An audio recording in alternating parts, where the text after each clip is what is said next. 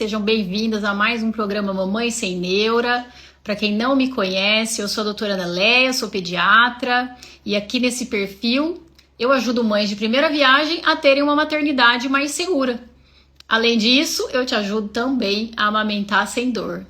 Nós vamos falar na live de hoje principalmente sobre doenças respiratórias, mas todos os tipos de dúvidas. Eu recebi, pessoal, só para vocês terem uma ideia, eu recebi mais de 30 perguntas nessas caixinhas aí de ontem para hoje, tá? A maioria das perguntas relacionadas a doenças respiratórias, seja infecções, vacinas, asma, alguns quadros clínicos que eu não tenho como responder muitas vezes numa caixinha de story, então na live até fica melhor. Em outras situações é bom que a gente examine e veja a criança. Mas muitas perguntas relacionadas a isso, outras relacionadas a desenvolvimento, perguntas muito boas relacionadas a desenvolvimento, algumas relacionadas a vacinas. Minha neném tem 1 mês e meio e hoje faz 3 cocôs água pura. É normal? Fiquei com medo. Consegue me ajudar? A pediatra dela não respondeu.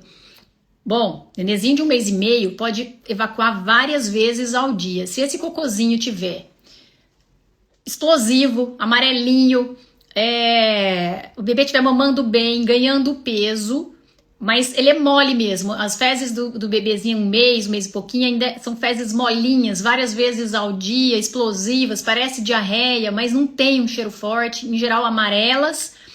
E esse bebê mama bem, ganha peso, não tá irritado, não tem outros problemas. É normal, tá? Água pura, água o quê? É transparente? É branco? Fezes brancas? Não. Aí se as fezes estão esbranquiçadas, não. Você tem que procurar o pediatra. Se essa pediatra não soube disso, tem que procurar outra, tá?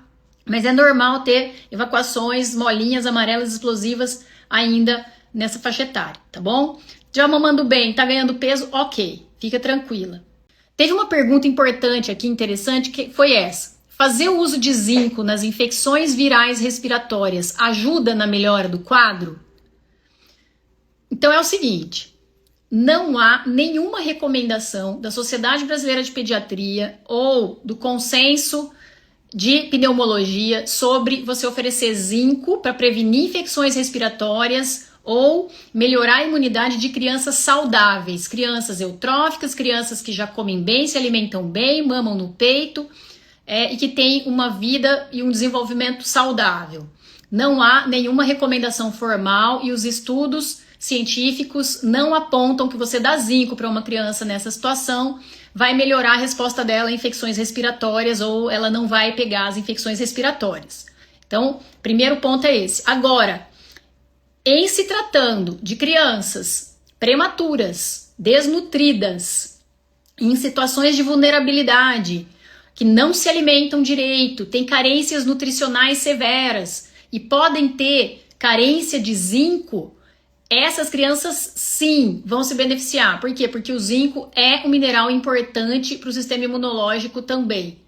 Porém, se a sua criança tem uma alimentação boa, ela não foi prematura, não vive em situação de carência, não vai ter carência de micronutrientes, não precisa você ficar suplementando zinco, até porque zinco em excesso pode fazer mal. Zinco em excesso pode atrapalhar a absorção de outros minerais, como cobre, por exemplo, ferro, e causar sintomas como dores abdominais, cólicas. Então a gente tem que tomar muito cuidado também com excesso de zinco. Então eu recomendo para você o quê? Não faça suplementações de vitaminas ou minerais sem orientação médica. E em geral, se seu filho é eutrófico, saudável, come bem, come saudável, mama no peito, ele não precisa desse tipo de suplementação. Essa é a resposta, tá bom? Pergunta boa, né, gente? Essa pergunta é boa, porque tá na moda agora ficar dando zinco pra tudo, tá? Vamos lá. Tem uma outra perguntinha aqui, ó. Alguma dica para tentar fugir dessa onda de casos respiratórios em crianças? Bom, é o seguinte. Nesses meses, aqui na região sul principalmente, esses meses de abril a agosto, meses de outono e inverno, são os meses em que as infecções respiratórias vão ser mais comuns, vão ser mais incidentes mesmo, é normal. Maior circulação do vírus, o clima, tudo mais. Qual é a dica para tentar fugir da onda de infecções? Primeiro, lavagem das mãos. Segundo, alimentação saudável, lógico, porque ajuda no sistema imunológico. Se você amamenta, manter aleitamento materno, ou se você está pensando em desmamar, pense 2 vezes se seu bebê principalmente tem menos de 2 anos. Vacinas, então mantenha as vacinas dos seus filhos em dia, principalmente as da gripe e Covid. E, lógico, bebezinhos com indicação, a vacina da bronquiolite. Então, que mais? Evitar contato com pessoas doentes, pessoas gripadas, pessoas resfriadas. Evitar contato em locais de aglomeração, principalmente se você tem bebezinhos que ainda não estão com o esquema vacinal completo. Então, esses seriam os cuidados para você, como ela disse, tentar fugir da onda de casos respiratórios em crianças. Agora, esses casos, a gente está numa época que realmente acontecem mais. Você pode tentar diminuir a chance do seu filho pegar a infecção se tomar esses cuidados que eu acabei de falar aqui para você, tá? Uma outra situação é as crianças que têm um histórico de alergias, rinite, asma e tendem a piorar nessa época do ano. Então, nessa época do ano, é esperado que essas crianças possam apresentar uma piora dos sintomas. Não vai ter muito como escapar disso. Mas você tem como escapar de pegar infecções que favorecem o desencadeamento das crises, como, por exemplo, resfriados e gripes. Então, a gente já sabe que um dos principais fatores para descontrolar uma asma que estava controlada é a criança pegar uma infecção viral, uma gripe, um resfriado, principalmente nessa época do ano em que o clima é frio e seco. Então, essa seria uma forma de você diminuir as chances da criança adoecer mais se ela já tem um diagnóstico de rinite ou asma, tá? Então, seria isso. Quais exames são feitos para saber se a criança tem asma? Pessoal, é o seguinte, o diagnóstico de asma ele deve ser clínico, principalmente na pediatria. Você não tem como usar exames específicos para diagnosticar asma em crianças, principalmente até os 6 anos de idade. Por quê? Porque o exame que, na verdade, é mais diagnóstico é a espirometria, que é um exame em que o indivíduo sopra num tubão e, através desse sopro que ele dá, ali vai ser medida a pressão de fluxo do ar, vai ser medido complacência respiratória, uma série de coisas, a fração de oxigênio expirado, uma série de coisas que a criança, quando ela é muito pequena, ela não sabe fazer direito. Então ela não sabe o tanto que ela tem que puxar de ar, o tanto que ela tem que soltar de ar, o momento que ela solta. Então não tem como você usar a espirometria em crianças. Somente a partir de uma determinada idade e depende muito da maturidade do desenvolvimento dessa criança para fazer esse exame. Porque tem crianças que têm ali mais de 6 anos, mas também ainda não sabem, não conseguem fazer o exame, tá? Então o diagnóstico da asma em crianças precisa ser clínico, precisa ser suspeitado principalmente pelo profissional que acompanha essa criança desde pequenininha. Ou uma criança que chega em crise num pronto-socorro, dependendo da mãe, dependendo do que a mãe conta, quando leva a criança no pronto-socorro, esse profissional ele já pode sim fazer o diagnóstico, orientar essa mãe e falar, olha, seu filho provavelmente tem um quadro de asma, volte para o seu pediatra e comece um tratamento adequado. Então, o diagnóstico é clínico, baseado na história. Em geral, as histórias de asma são crianças que começam a ter tosses que não melhoram com nada, principalmente noturna e pela manhã. Tosses que pioram com a mudança climática, que pioram em contato com pelos de animais, fumaça, mofo, poeira. Às vezes chiam o peito, mas nem sempre. Então, nem toda asma chia e nem tudo que chia é asma, como por exemplo a bronquiolite. Bronquiolite é um quadro onde o bebê chia o peitinho, fica com uma falta de ar, parece até que o bebezinho está tendo uma crise de asma, mas é uma infecção e é a bronquiolite. E a asma muitas vezes não chia. A criança tem só uma tosse prolongada, às vezes é uma tosse cheia, que a mãe tem a impressão que a criança está cheia de catarro, essa é a história que ela vem contando. Essa tosse piora à noite, pela manhã, e ela às vezes já usou muito antibiótico, já usou xarope e nada melhora essa tosse dessa criança. Já fez lavagem nasal e nada melhora a tosse dessa criança. Então a gente tem que lembrar da asma nessas situações, sim, principalmente se na família houver história de alergias como rinite, asma, bronquite, entre aspas. Quando a gente fala de bronquite, a gente está falando de asma. É a mesma coisa, tá, pessoal? É que bronquite era o nome usado antigamente, tá bom? História de dermatite atópica, então tudo isso pode falar a favor dessa criança estar desenvolvendo um quadro de asma. Uma outra questão aqui com relação à tosse, a gente precisa sempre lembrar, teve várias perguntas relacionadas à lavagem nasal, a não sei o que, secreção nasal. A gente tem que lembrar que secreção nasal é uma das causas mais importantes de tosse noturna em crianças e bebês. E não asma e nem infecção, tá? Muitas vezes é só secreção nasal. Por que que isso aumenta a tosse noturna? Porque quando a criança começa a acumular catarro aqui, não faz higiene nasal durante o dia, vai acumulando aquela secreção, aquele catarro. Quando ela deita, essa secreção ela goteja, vai lá para trás, na faringe posterior, e fica causando tosse, porque ela fica gotejando e aí fica dando reflexo de tosse na criança, muitas vezes a noite inteira. E as mães esquecem de fazer a lavagem e ficam querendo só dar antialérgico e dar xarope. Não vai resolver nada se você não fizer uma lavagenzinha bem feita ali, porque às vezes o problema é só esse. Principalmente se essa criança pegou uma gripe, aí recentemente um resfriado, a secreção veio de forma aguda, ela estava bem, daqui a pouco começou a espirrar, catarro, começou a aumentar, e aí uma febrinha, então pegou uma infecção viral. Não necessariamente ela tem asma, não necessariamente ela vai precisar de antibiótico ou antialérgico, ela precisa de lavagem nasal para melhorar a limpeza dessas secreções e essa tosse diminuir, tá bom? Tem que lembrar sempre disso. Bom, aí teve uma outra perguntinha aqui muito importante. Doutora, esses aumentos de casos da bronquiolite são reais?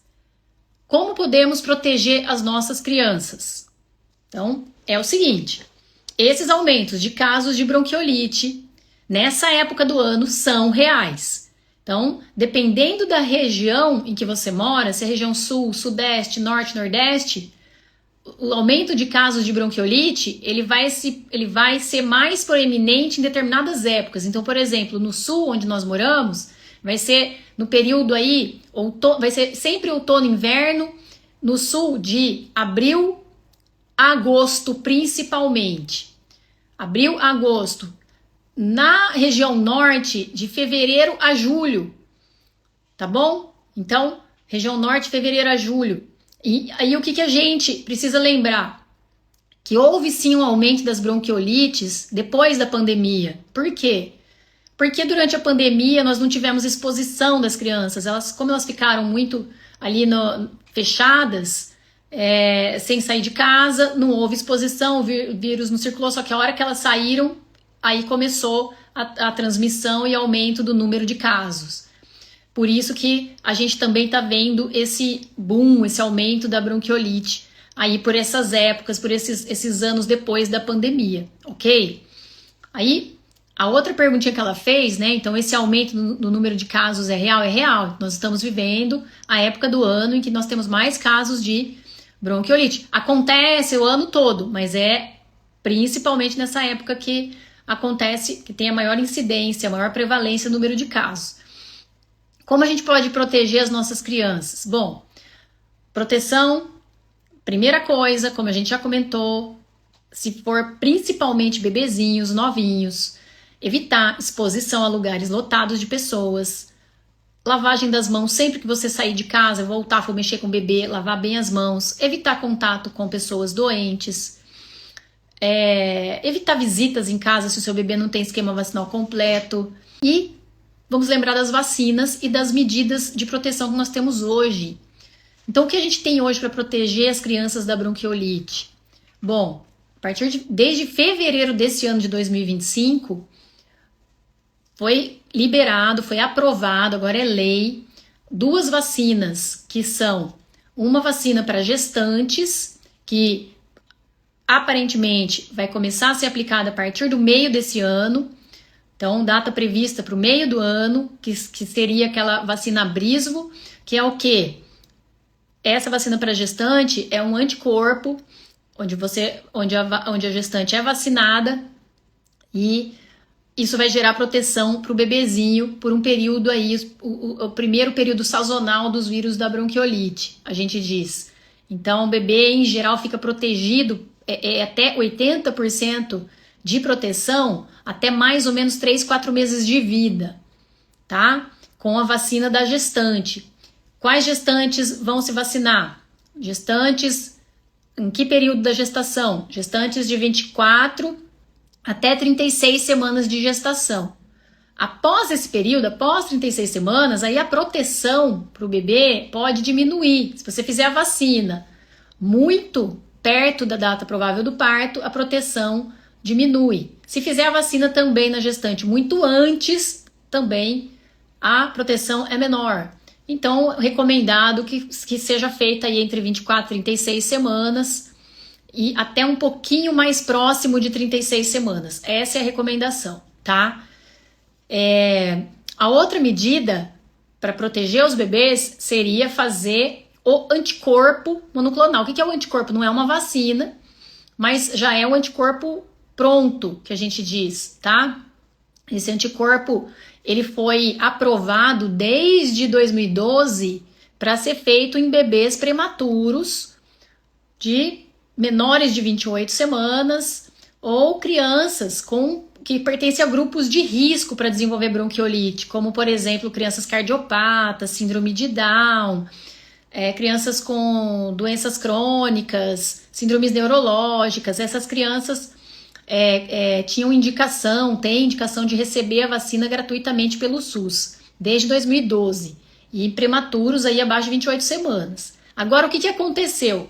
Desde 2025, esse ano, desde fevereiro de 2025, foi aprovada uma nova vacina que se chama Nirsevimab. Essa vacina, ela pode ser feita em dose única, porque a anterior tinha que ser feita mensalmente, então a criança precisava passar por 5 doses de vacinas mensalmente, porque a proteção era por tempo curto.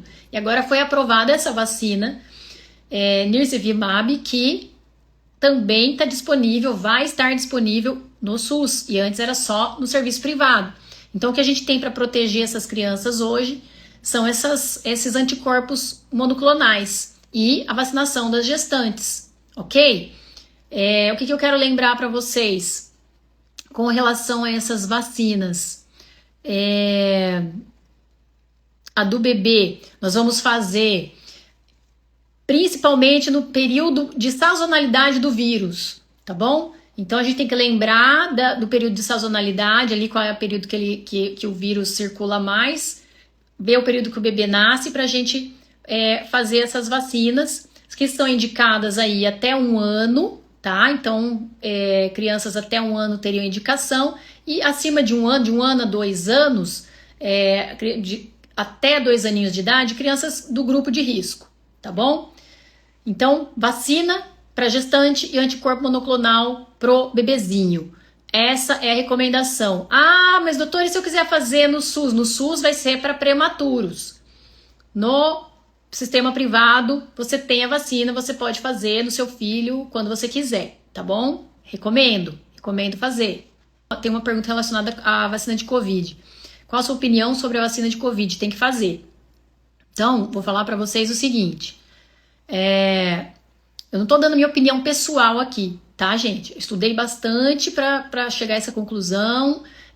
Para eu indicar a vacina para as minhas crianças, todas as vacinas, eu estudo por onde?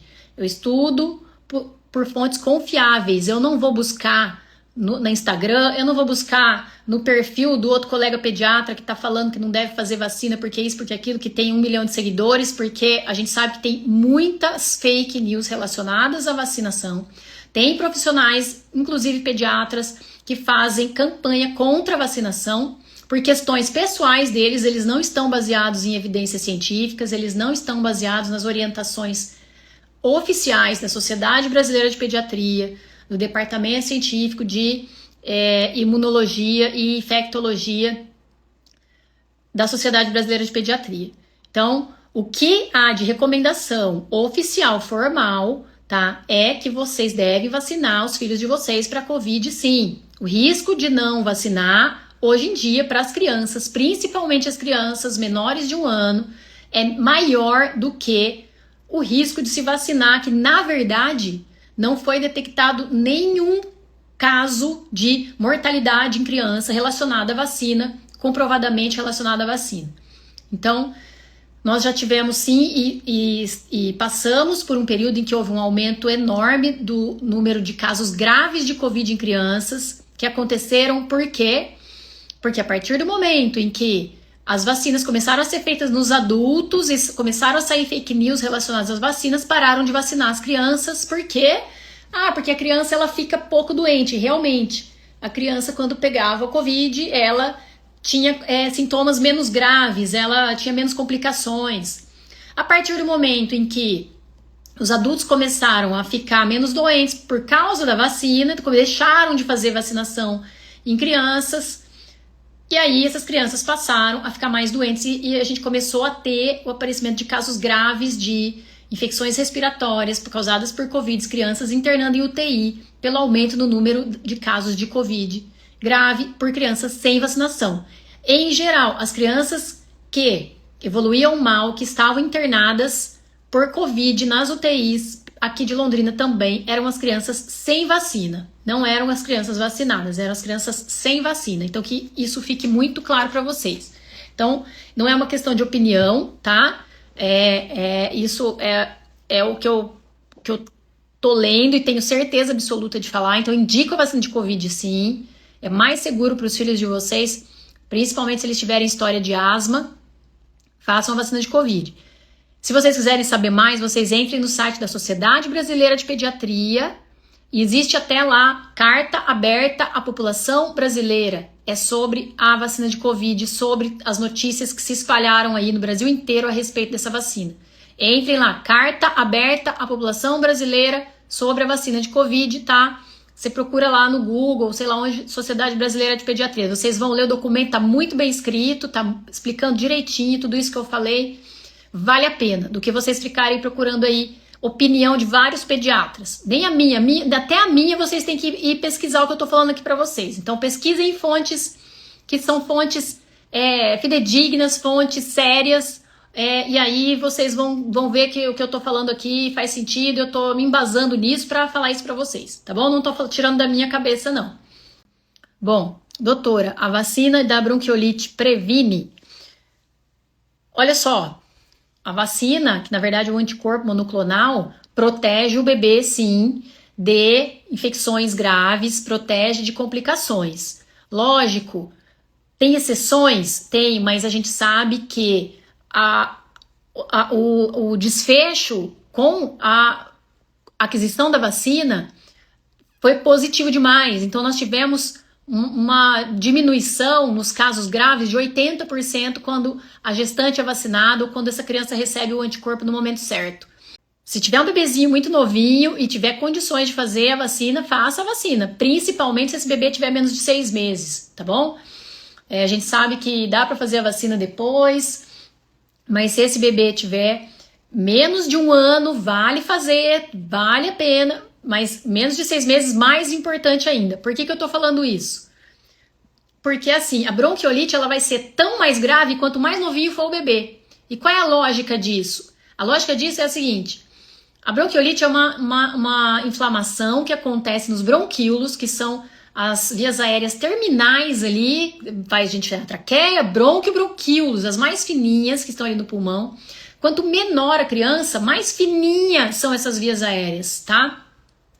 Mais o tórax é molinho, as secreções acumulam com mais facilidade, a imunidade desse bebê é menos desenvolvida, então é muito mais fácil ele evoluir com gravidade quanto mais novinho ele for, porque acumula mais secreção, os bronquíolos obstruem com mais facilidade, ele tem uma imunidade mais debilitada pela própria idade, ele tem menos IgA secretora. O que é isso? IgA secretora é um anticorpo que protege as crianças de infecções respiratórias, não só as crianças, todos nós, mas eles ainda não têm IgA secretora suficiente para proteger dessas infecções. Então, por isso que a bronquiolite é tão mais grave quanto mais novinho for o bebê. Por isso que vacinar aí antes de 6 meses acaba sendo até melhor do que bebês que vão sendo vacinados depois, porque aí o benefício acaba não sendo tão bom, porque as vias aéreas já vão ficando mais largas, a chance de complicar já vai diminuindo, então seria isso. Mas a gente sabe que tem casos de bronquiolite até 2 anos, entretanto, os casos graves que geram mais internação são em bebezinhos menores de 6 meses, tá bom? Após ter bronquiolite, o bebê sempre tem? Ó, pergunta boa, isso aí confunde muita gente. De jeito nenhum. É o seguinte, o bebê teve bronquiolite uma vez, ele pode ter de novo, tá? Então, assim, ele não é uma imunidade prolongada, porém, o que acontece? Muitos bebês, eles têm uma genética de asma, eles têm uma genética para hiperreatividade dos brônquios. Essa hiperreatividade dos brônquios, das vias aéreas das crianças, ela é comum até os 2 anos de idade. Então, os bebês têm mais hiperreatividade dos brônquios a fatores externos como vírus, poeira. Isso é comum aí nos bebês até uns 2 anos, principalmente nos menorzinhos. Porém, se tiver uma genética para alergias, genética de asma, genética de rinite, essa criança aí, ela pode já começar a desencadear quadros de asma novinha. Então, ela começa a ter quadros de chiados recorrentes. Não é que ela tá pegando bronquiolite toda vez. É que provavelmente essa criança tem uma genética para desencadear esses quadros. Existe uma outra hipótese que é o seguinte: quando ela pega a bronquiolite uma vez, as vias aéreas dela se modificam e ela fica suscetível a depois apresentar quadros de sibilância e chiado cada vez que ela fica doentinha, não necessariamente pegando bronquiolite, pegando esse vírus, o vírus essencial respiratório, tá bom? Então são essas as duas hipóteses. Uma criança que já tem uma genética para asma, para chiar o peito, mas uma criança que já teve bronquiolite muito novinha, ela ficar com uma certa sequela e ela ainda apresentar quadros de chiados posteriormente, cada vez que ela fica doentinha, tá bom? Então isso é uma questão que é sempre colocada aí nos cursos, nos congressos de pediatria, tá? Que mais? Perguntaram das vacininhas aqui, né?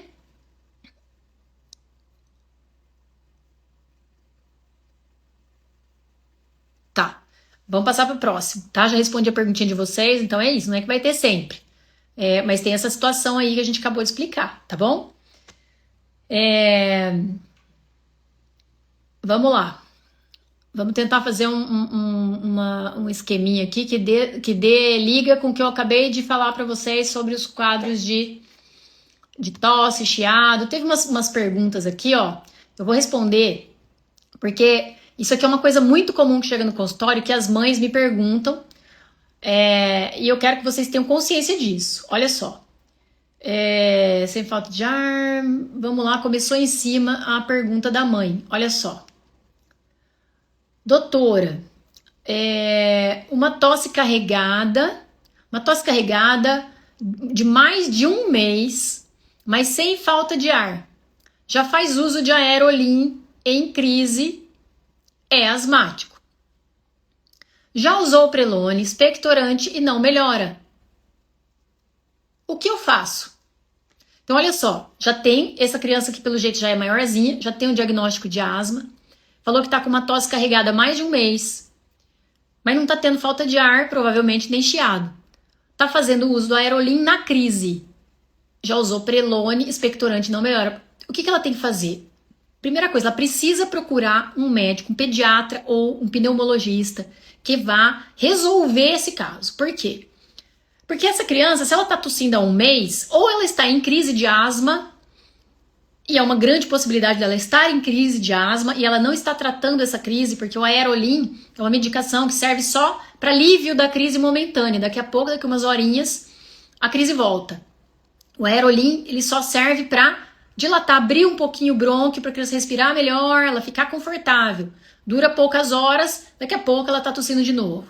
Prelone é um corticoide que se usa na crise mais grave, quando a criança está muito ruim, com falta de ar, em geral nos prontos-socorros. Não deveria ser uma medicação para ficar se prescrevendo para casa, para a mãe ficar tratando em casa. Não se deveria fazer isso, porque aí as mães, como ele melhora a crise, Mas ele não vai tratar a asma, ele só melhora aquela crise por algum tempo. Daqui a pouco ele tá de novo, a mãe vai e usa de novo, e ela nunca busca o tratamento. Então, na verdade, a gente tem que tomar muito cuidado com o Prelone, porque é um corticoide sistêmico, ele tem efeitos colaterais importantes, principalmente se você ficar fazendo uso crônico por muitos dias, uso recorrente.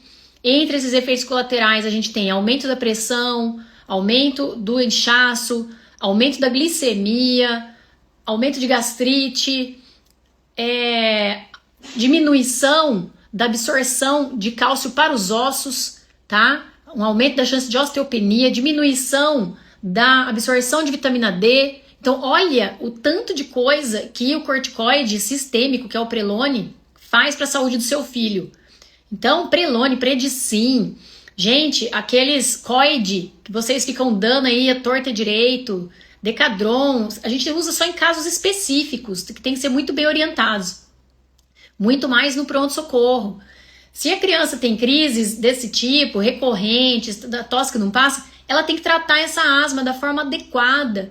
Usar um corticoide inalatório, que é o mais indicado, fazer o tratamento de forma correta, ser acompanhado por um pediatra periodicamente ou pelo pneumologista, tratar essa asma de forma adequada. Então essa criança que tá aqui no Melhora Nunca, você tem que pensar, ou ela tem uma infecção que não tá deixando que ela melhore. Em geral, quando a criança tá com sinusite bacteriana, sinusite mesmo daquela com secreção espessa, esverdeada, e ela é asmática, se ela não trata essa sinusite, a asma também ela não melhora, a criança fica com a crise de asma ativada. Então tem uma série de coisas que precisa ser avaliado nesses casos, então essa criança precisa de um atendimento, tá? Então, no seu caso, se você não está acompanhando com o pediatra, aproveita aí o presente da doutora Ana, pro Dia das Mães, aproveita, põe a palavrinha-chave lá no link, sem neura, marca a consulta que a gente vai conversar, vamos acertar esse tratamento, vamos otimizar as medicações, aí você vai fazer o tratamento do seu filho da forma adequada, que não é com Prelone e aerolinho o tempo todo nas crises, isso até é um risco para as crianças, tá? Então, é essa questão. Aí teve uma outra perguntinha aqui, que foi a seguinte, bebê de 11 meses com tosse há mais de 2 semanas. Tá fazendo uso da bombinha e lavagem. Deixa eu ver onde continua a pergunta dela. Gente, eu não tô achando o resto da pergunta. 11 meses, com tosse há mais de 2 semanas, fazendo uso da bombinha e lavagem. Não sei qual é a bombinha, tá? Esse caso aqui também, provavelmente, se é um bebê de 11 meses, é um bebê chiador, ou ele tá fazendo esse quadro de hiperreatividade brônquica, porque a gente não fala asma antes de 2 anos, antes de 2 anos a gente fala hiperreatividade brônquica, bebê chiador, tossina há mais de 2 semanas, então ou ele tá numa crise dessas e precisa otimizar o uso das bombinhas, não sei que bombinha tá usando, fazer a lavagem nasal, ou às vezes é alguma infecçãozinha que precisa ser tratada. Ou tem algum fator ambiental que não deixa essa criança melhorar. A gente tem sempre que lembrar disso. Então, bebês chiadores e crianças asmáticas que também não melhoram, se não for infecção, às vezes é um fator ambiental ou uso incorreto das medicações. Então, a gente tem que pensar nisso. Uso incorreto, tratamento irregular, não faz o tratamento diariamente, fica esquecendo doses. E fatores ambientais, às vezes a criança tá lá no quarto, tem cachorro, tem gato que entra, tem pelúcia, tem coberta, tudo isso vai favorecer as crises nessa época do ano, além de um outro fator que é quando a mãe começa a tirar as roupas de frio para as crianças. Então, se as crianças são alérgicas, a mãe começa a tirar casaco, começa a tirar blusa para pôr na criança. Às vezes, apesar da roupa estar lavada, ela já foi lavada lá no inverno passado, ficou no armário, juntou ácaro, aí você começa a pôr aquelas roupas, a criança começa a ter crise. Aí a criança fica com crise todo dia, por quê? Porque todo dia tá com uma roupa ali que estava guardada e o ácaro, a poeira tá ali na roupa e aí a criança fica em crise. Então a gente tem que lembrar disso também, tá, pessoal? Que mais? Vamos ver. Uma outra pergunta aqui, tá? Vou falar algumas perguntinhas de desenvolvimento, tá bom, pessoal? Desenvolvimento. Antes de falar, tem mais essa pergunta aqui, ó. Vou falar só mais essa de asma, daí a gente passa, tá? Minha filha de 10 anos está com uma tosse seca faz 21 dias, já tomou vários xaropes e não passa. O que pode ser? Eu falei asma, mas ela não falou asma. Eu que estou falando, mas essa é uma das possibilidades. Uma criança de 10 anos, com uma tosse seca faz 21 dias, já tomou vários xaropes e a tosse não melhora. O que a gente tem que pensar para essa criança? Ela pode estar com uma infecção, principalmente, a gente vai pensar principalmente em sinusite e até a gente tem que lembrar da pneumonia atípica. É aquela pneumonia que vocês costumam dizer que é a pneumonia silenciosa, pneumonia sem febre, é a pneumonia atípica, porque ela tem 10 anos e a pneumonia atípica muitas vezes não dá febre, dá uma tosse prolongada que não sara com nada, a mãe vai lá, às vezes já deu amoxicilina, a criança também não melhora, porque a pneumonia atípica é por uma bactéria diferente da pneumonia comunitária, que é essa mais comum que a gente trata com amoxicilina, tá? Então, ela dá essa tosse prolongada, muitas vezes um quadro que não dá febre, a criança está em bom estado geral muitas vezes, nessa faixa etária aí de escolar, pré-escolar, confunde muitas vezes com um quadro de asma, mas às vezes é uma pneumonia atípica, a gente tem que lembrar dela. E tem que lembrar da asma. Então, para um quadro desse, essas são as 3 hipóteses principais. Criança de 10 anos, está com uma tosse seca já faz 21 dias, que não melhora, já tomou vários xaropes. A gente tem que pensar em sinusite, tem que pensar em pneumonia atípica e tem que pensar em asma e rinite alérgica com gotejamento posterior. E aí a criança fica tossindo, principalmente à noite. São essas as principais hipóteses. Então precisa do quê? Precisa de uma consulta, uma boa conversa, uma boa avaliação. Tem que passar pelo pediatra, um bom pediatra, para tirar uma boa história, fazer um bom raciocínio clínico com você, para chegar à hipótese diagnóstica. Então, é isso que eu te aconselho. Procure um bom pediatra ou um pneumologista para fazer um raciocínio clínico bem feito, chegar na hipótese diagnóstica e tratar essa criança se ela tiver asma ou tiver vivendo algum quadro de infecção. Então, vai lá, marca a doutora Ana, escreve a palavrinha-chave, sem neura. Tá bom, gente? Ó, presente de Dia das Mães, consulta com a doutora Ana por 50% de desconto. Eu já falei que eu tô saindo dos planos de saúde, mas eu quero levar comigo meus pacientinhos que eu atendi pelo plano.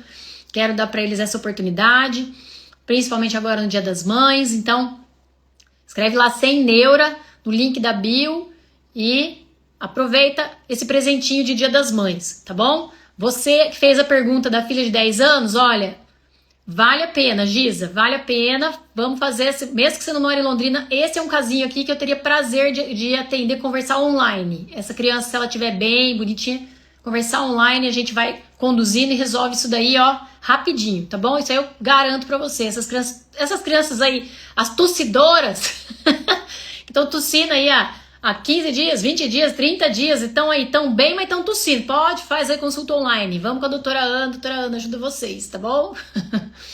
Mas tem que resolver, gente. Tô brincando aqui. Não precisa ser com a doutora Ana, não, tá? Pode procurar outro pediatra, mas tem que resolver. Não é normal uma criança ficar tossindo mais de 10 dias depois de uma gripe ou um resfriado comum. Isso não é normal. Mais de 10 dias tossindo depois de uma gripinha ou um resfriado comum, você tem que saber, tem que investigar, tem que ir atrás, tem que ver o que é, tá bom? Bom, então vamos lá. Aí uma outra pergunta aqui, ó. Eu tenho asma, minha bebê corre o risco de ter também? É hereditário? É hereditário. Então ela corre o risco sim. É obrigatório que ela tenha asma? Não. Então não é porque você teve que obrigatoriamente ela vai ter. Mas ela tem uma chance bem aumentada de ter asma também ou rinite alérgica. Tá bom? Então essa é a resposta para você. Não vai ficar pensando nisso, tá, mamãe? Não fica, eu tenho asma, minha filha vai ter também. Não fica mentalizando isso, porque a gente que é mãe, a gente tem o poder de atrair essas coisas para os nossos filhos. Então, acreditem no que eu tô falando. Vocês acreditam no que eu tô falando, gente?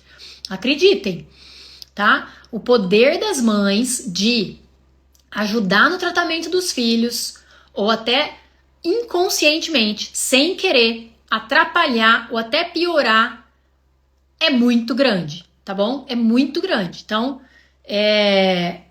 acreditem nisso que eu tô falando, fiquem tranquilas, tentem nunca relacionar o caso do seu filho com o seu, com o da vizinha, com o da avó, nunca relacionem, simplesmente fiquem atentas, prestem atenção no seu filho, se necessário levem ao pediatra, mas nunca transportem para eles os problemas que vocês já tiveram que gerou sofrimento para vocês. Não façam isso, não caiam nessa armadilha, tá bom? Às vezes a gente cai nessa armadilha porque a gente pensa assim, eu sofri tanto com isso na minha vida que eu não quero que meu filho sofra, e será que se ele tiver eu já vou... E aí a mãe fica em cima e pensando naquela doença. Gente, isso atrai, tá bom? Então, cuidado com isso. Aconteceu até esses tempos, eu tentei orientar, falar isso para uma mãe e essa mãe não estava bem.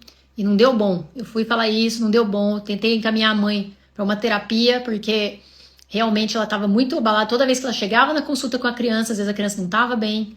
Ela chorava muito e aí não deu bom. Essa criança, ela não gostou. Foi até na rede social, no Google, fazer reclamação a meu respeito. Foi bem chato. Tô fazendo um desabafo aqui com vocês. Mas por quê? Porque eu fui tentar orientar com relação a isso. E no fim das contas, a criança realmente internou no fim de semana. Pelo que eu pude saber, a criança não ficou mal, ela não estava mal. Pelo que eu soube, ela nem necessitava de uma internação. Ela supostamente tinha uma infecção de urina e que poderia ter sido tratada em casa, mas foi internada, ficou internada não sei quanto tempo. Bom, mas a história é mais ou menos isso. E por eu ter dito isso a respeito dessa questão da mãe, tomar cuidado, ficar tranquila, não antecipar as coisas, não ficar aflita e angustiada quando a criança está doente também. Mesmo que a criança esteja doente, a gente tentar manter a calma, e isso ajuda muito na recuperação da criança. Então é uma coisa que eu sempre falo para as mães e continuo falando. E se vocês não conseguem manter a calma com relação à saúde do filho de vocês, se ele não está doente, vocês estão sempre preocupadas com relação à doença das crianças, ou quando ele está doente, vocês ficam muito tensas e angustiadas, sempre pensando no pior, sempre pensando que pode acontecer o pior, procurem ajuda terapêutica, façam uma terapia, porque isso prejudica a criança sim, tá bom? Então, eu preciso falar isso pra vocês, tá, mamães? Não vou deixar de falar isso só porque a mãe foi me criticar lá no Google, não. Eu vou continuar falando isso, tá? Vamos lá. Teve uma mãe aqui que escreveu uma coisa, gente, que é comum. Coisa comum que eu vejo no meu consultório. Mas já quero esclarecer aqui pra vocês. Doutora, levei meu filho no pronto-socorro e ele fez um raio-x e deu um pouco de catarro no peito. O doutor receitou Decongex e Coide para ele. Decongex e Coide D. Ele tomou todos os dias indicados. Aí ela quer saber como que ela vai saber se a criança melhorou.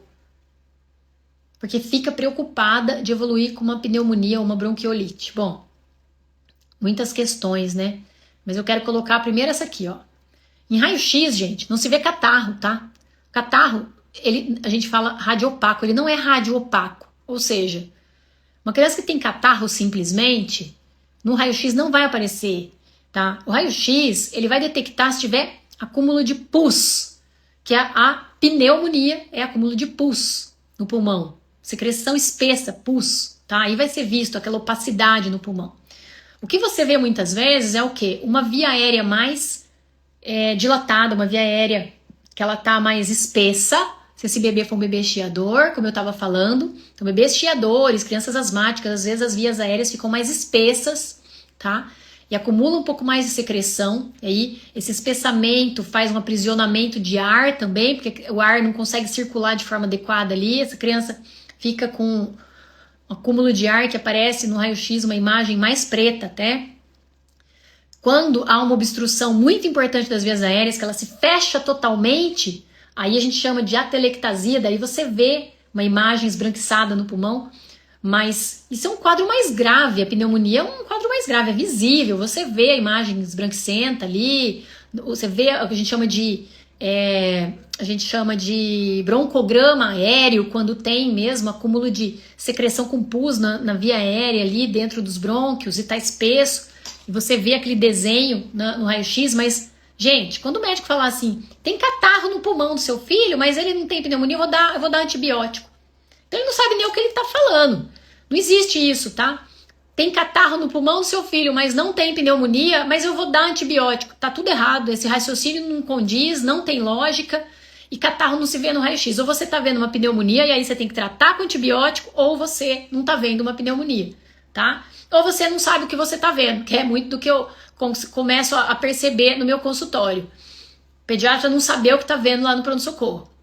Então, é isso que eu quero que vocês saibam, tá? Se o médico falar que tá vendo catarro no pulmão do seu filho, pode desconfiar. Pode desconfiar porque não existe isso. Então você tem que pegar, vai, acompanha com o pediatra que o vê no dia a dia para conferir isso daí, essa informação, ou então vai no pneumologista para verificar essa situação, tá? Vê catarro no pulmão e prescreve COID-D, que é o quê? É uma junção de corticoide com um antialérgico, desclorfeniramina. Então não tá casando as informações, tá? E aí a mãe fica preocupada de evoluir para uma pneumonia ou bronquiolite. Não tem isso, tá? Não tem como você saber se a criança que tá com gripe vai evoluir para pneumonia ou não. Não adianta você ficar transtornada com isso. Você precisa avaliar o estado geral do seu filho. Estado geral, se tá com falta de ar, se tá cansado, se tá recusando mamar, é isso que você avalia para desconfiar que ele pode ter uma infecção como uma pneumonia. Cansaço, falta de ar, dificuldade para mamar, queda do estado geral, choroso, gemente. Nem a febre é um sinal. Na maioria das vezes, 90% das febres não é relacionada a infecção grave, graças a Deus, tá? Então, o que a gente tem que observar são os sinais clínicos que vêm com aquele quadro respiratório, tá bom? Com aquela tosse, etc, tá bom? Bom, vou falar um pouquinho de desenvolvimento, porque tá acabando o nosso tempo. A gente tem mais uns minutinhos, eu vou falar de desenvolvimento para vocês, tem umas perguntas boas, olha só. A mãe perguntando aqui, até que idade é considerado normal o bebê desenvolver a fala? Então, vou te explicar o seguinte. Até 1 aninho, o teu bebê tem que estar respondendo pelo nome. Com 1 ano e meio, a gente já espera que essa criança esteja falando de 10 a 20 palavrinhas com significado. Não tem que falar corretamente, mas de 10 a 20 palavrinhas que você entende o significado. Mamã, papá, boia, aga, tá? De 10 a 20 palavrinhas com 1 ano e meio. Com 1 ano e meio não tá falando nada, tem um atrasinho. Ponto, tá? Com 2 aninhos, essa criança tem que estar com um vocabulário de mais ou menos 50 palavrinhas. 50 palavrinhas, ela tem que estar formando frasezinhas de 2 palavras. Quer água, dá a bola. E entendendo comandos de 2 fases. Por exemplo, pega a bola para mamãe e dá na minha mão. Então você deu 2 comandos, pediu para pegar a bola e trazer na mão. Então, com 2 aninhos, 50 palavras, entendendo comandos um pouquinho mais complexos de 2 fases. 3 aninhos, essa criança já tem que estar falando mais ou menos 200 palavrinhas, um vocabulário de 200 palavrinhas, e a maioria das pessoas tem que entender o que ela fala. Então, ela já tem que falar de forma que 75% ou mais das pessoas entendem o que ela fala, e tem que ser pessoas que nem são da família. Com 3 aninhos. E 4 aninhos, mais ou menos 1000 palavrinhas, e ela já forma um raciocínio lógico com a linguagem. Tudo que ela fala já é compreendido. Ela ainda pode errar, pode trocar uma letrinha ou outra, mas com 4 aninhos a fala já está quase que completamente desenvolvida, e a partir dos 5 anos já é esperado que essa criança não esteja falando mais nada errado. Então, espero ter sido bem objetiva aqui para responder essa pergunta, tá bom? A próxima perguntinha é o seguinte. A mãe fala assim, ela fala assim, vamos começar com a de 4 meses, que eu vi que teve uma pergunta de 4 meses. Minha bebê, ela pergunta assim, ó. Aqui. Meu bebê de 4 meses ainda não se vira de lado sozinho, não gosta muito do tummy time, é normal? Pode ser normal. Então o que a gente espera para um bebezinho de 4 meses? Que ele sustente bem o pescocinho, ele faça tummy time, ele comece a querer virar o corpinho, ele comece a ter interesse por virar, mas não necessariamente ele já vai virar sozinho, tá? Se ele não gosta muito do tummy time, você tem que estimular ele a fazer o tummy time, porque o tummy time vai ser importante para ele aprender depois a se virar, se colocar sentadinho, ficar sentadinho. Então o tummy time é importante para que ele adquira essas habilidades, porque vai desenvolver o pescoço, desenvolve a musculatura das costas, do dorso, dos braços, para esse bebê ir chegando para as próximas etapas do desenvolvimento. Então, ele ainda pode estar bem, mas é bom que você o estimule, tá bom? Então ele não precisa estar virando de lado sozinho. Isso aí a gente espera até o 6º mês. Se até o 6º mês não tivesse virando sozinho, aí a gente precisa começar a se preocupar, tá bom? Então é isso. A outra perguntinha é a seguinte, com relação a desenvolvimento. Doutora, minha bebê faz 8 meses amanhã, ainda não engatinha. É normal estar atrasada? Pode ser normal, sim. O que é esperado para um bebê de 8 meses? Esse bebê de 8 meses, ele deve estar sentando sozinho e sem apoio, com um bom equilíbrio. E fica de 4, na posição de 4 apoios, ele pode se balançar para frente, para trás e não sair do lugar. Não necessariamente ele precisa já estar engatinhando. Esse bebê deve rolar por todos os lados, buscar objetos e ter autonomia para se virar e se desvirar. Então, se ele tem esses marcos, ele está bem. Senta sozinho com o apoio e fica equilibrado sem cair. Fica de 4 apoios e se balança para frente e para trás. E se vira para lá e para cá e tem autonomia para se virar e se desvirar. Então, tá ok. Não necessariamente ele vai estar engatinhando. Então, ele pode aí começar a engatinhar e começar a partir do 9º mês. E, apesar de ser um marco importante, ele não é um marco obrigatório. Então, o engatinhar não é obrigatório para a gente avaliar se esse bebê tá bem, vai ficar bem, vai andar no período certo ou não. Tem bebês que pulam a fase do engatinhar. Então, pela Sociedade Brasileira de Pediatria, não é um marco obrigatório de desenvolvimento, mas é considerado um marco importante, um marco recomendável que esse bebê engatinhe. Por quê?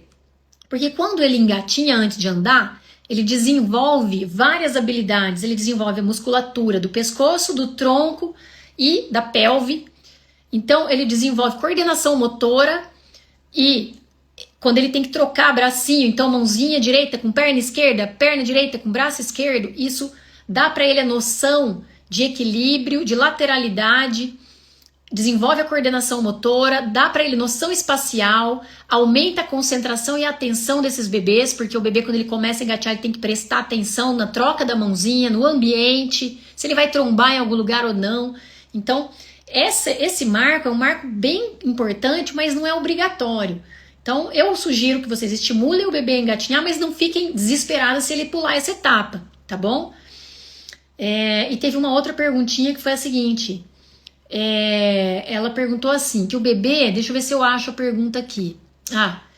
Bebê de 8 meses e 17 dias, ele não fica em 4 apoios e dificilmente estica a perna quando colocado na posição em pé.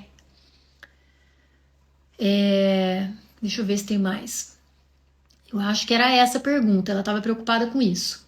Então, bebê de 8 meses e 17 dias não fica em 4 apoios e dificilmente estica a perna quando colocado na posição em pé.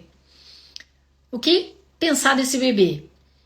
O que a gente espera para esse bebê é que ele esteja sentando sem apoio, se virando, se desvirando com agilidade, e quando colocado no 4 apoios, ele fica, ele pode se balançar para frente e para trás, não necessariamente ele precisa engatinhar. É esperado que quando colocado em pezinho, segurado pelas axilas, ele fique em pé, ele estique as perninhas, isso é esperado para esse bebê. Então, por exemplo, cadê? A gente põe ele assim, ó, tá? Ele fica. Então, ele se apoia se você coloca em pezinho. Isso é esperado para ele, tá? E outra coisa é que esse bebê, quando colocado em alguma superfície que ele esteja apoiado, ele também fique. Então, assim, olha, um bebê de 8 meses que não quer ficar apoiado no pezinho, ele não coloca, não fica no 4 apoios, é bom que você avalie, é bom que você passe por um pediatra, por um fisioterapeuta, para avaliar melhor isso daí, para entender o que está acontecendo, porque é esperado que esse bebê sim busque apoiar as perninhas e já fique na posição de 4 apoios. Então, essa criança é bom que você estimule. Mas tem que ficar uma coisa clara, assim, que isso está no Manual de Desenvolvimento Infantil da Sociedade Brasileira de Pediatria.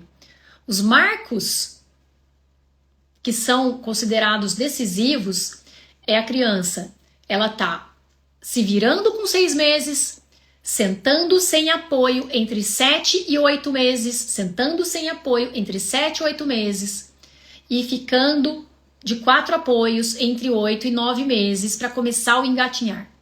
Esses são os marcos considerados importantes para o desenvolvimento. Não necessariamente essa criança vai engatinhar, mas sentar, se virar com 6 meses, sentar sem apoio entre 7 e 8 meses e ficar na posição de 4 apoios com 8 a 9 meses são considerados marcos importantes do desenvolvimento pelo Manual de Desenvolvimento da Sociedade Brasileira de Pediatria. Então, é isso que vocês têm que pensar. Não atingiu esses marcos? É bom procurar ajuda, sim, de especialista. Obrigada por mais uma live, fiquem com Deus e feliz Dia das Mães, tá bom? Beijo!